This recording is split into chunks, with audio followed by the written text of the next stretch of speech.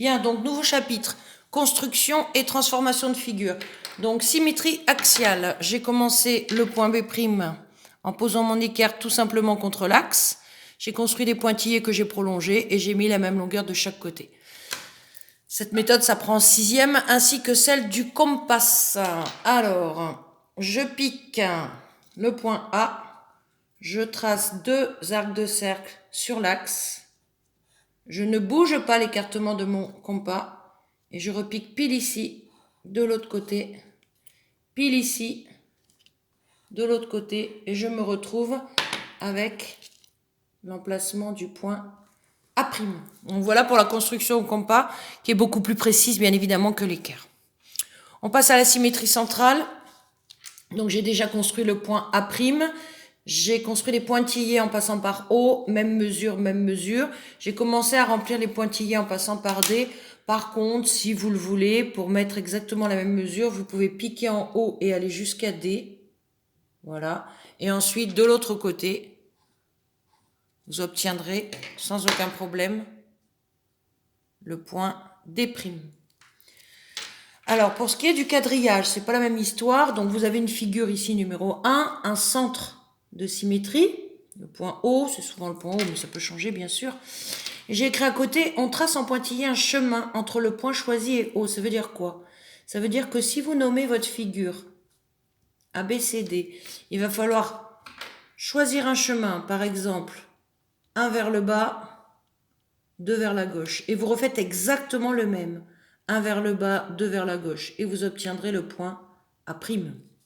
Voilà, c'est aussi simple que ça. On fait exactement le même chemin. 1, 2, 1, 2. Ainsi de suite pour tous les points. Donc le point B, 1, 2, 3 en bas, 2 à gauche. 1, 2, 3 en bas, 2 à gauche. Et on obtient le point B'.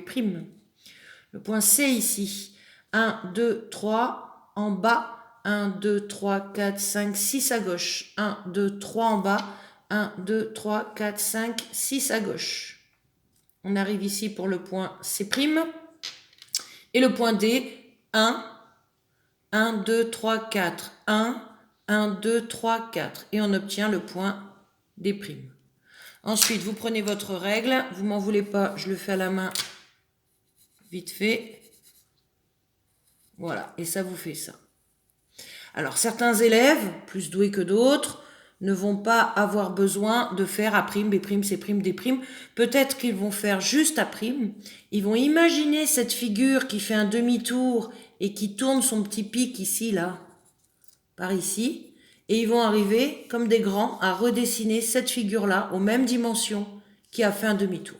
Peut-être. Sinon, on ne s'embête pas, on prend chaque point, on cherche le symétrique et on relie. Et on a tout juste. Voilà pour la symétrie centrale. On passe à la translation, c'est beaucoup plus facile. Je vous laisse lire la leçon, hein. J'avais mis un glissement, nanani, nanana.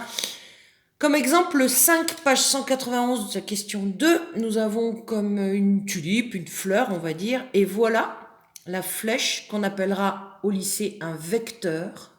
V-E-C-T-E-U-R, un vecteur de translation. Alors là, vous avez à côté les explications orales. En fait, il suffit simplement de choisir un point. Par exemple, je vais choisir ce point A, le bas de la tige, on va dire. Je cherche son image par cette translation. Alors, on regarde la flèche 1, 2, 3 à droite. Et ensuite, il faut monter de 2. Et à partir de A, on fait exactement le même chemin. 1, 2, 3 à droite.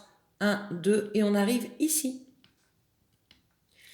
Et ensuite, il suffit tout simplement de dessiner le même dessin qu'au début, puisque la translation fait glisser les figures. Elle ne les déforme pas, elle ne les fait pas tourner. Donc la tige faisait 3 carreaux de haut. 1, 2, 3. Bien sûr, on fait avec la règle. Ensuite, tac, ça monte ici. Tac, ça revient. Tac, ça repart là-bas, ça revient ici. Bon, c'est sûr qu'avec la règle, c'est plus joli. Hein. Je le fais à la main, vite fait, bien fait. Hop. Et ensuite, on voit qu'ici, il y a un petit pétale qui arrive là. Voilà. Donc, j'ai construit l'image de cette figure par la translation qui transforme I en J, parce que cette flèche, elle a un nom, souvent on lui donne un début et une fin, I, J, qui transforme I en J.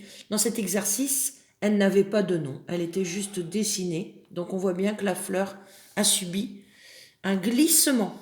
Voilà pour la translation. La rotation, c'est plus difficile, il nous faut 3 choses. Donc regardez voir, il nous faut un centre, le voilà. Il nous faut un angle, ici c'est 90 degrés. Et le sens, rappelez-vous, sens horaire, c'est les